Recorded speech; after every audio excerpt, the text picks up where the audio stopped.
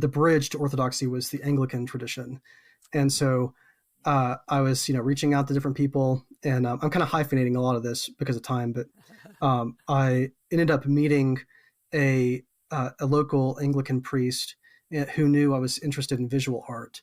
And so we met, and he was like, hey, there's a job for artists in the church.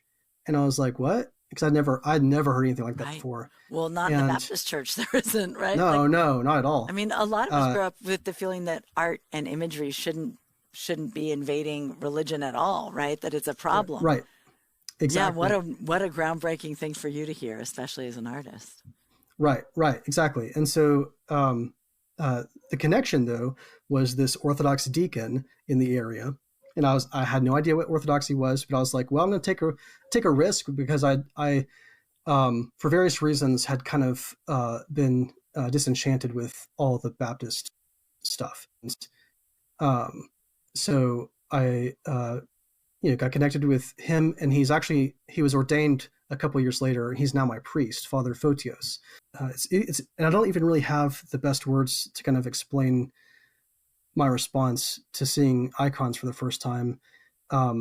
It's I don't know. It's like it's I guess like an encounter with.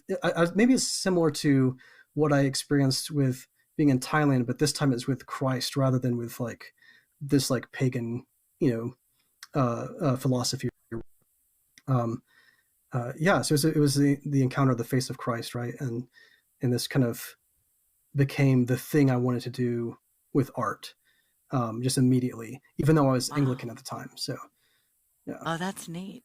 Okay. So, yeah, I mean, I personally, I find like in prayer, it's so helpful to have Christ's face, because it really drives home that he's someone else, like that you don't get to make him up, that he's real, right?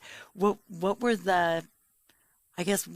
I don't know, describe it a little bit more. That's so interesting. Where were you when you saw icons? Like, were they showing you in a book, or did you walk into a church, or? He invited me to the Orthodox Church where he was serving as the deacon.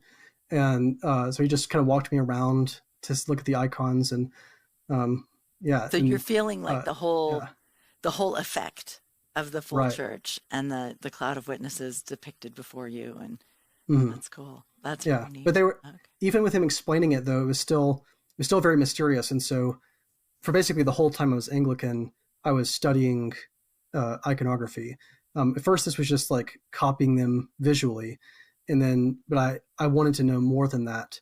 Kind of what was proper, like what's right or what's wrong, or whatever with iconography, and so I didn't know, because as it turns out, when you study iconography, you study Orthodox theology, and so I kind of evangelized myself, I guess. I remember one Sunday, I was getting ready to go to sleep.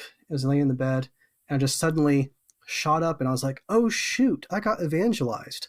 I had no idea, like this Orthodox this Orthodox priest had like evangelized me. I just thought I was like, I don't know, following this like thing, this thread or whatever, and it turns out that like I was being introduced to Christ.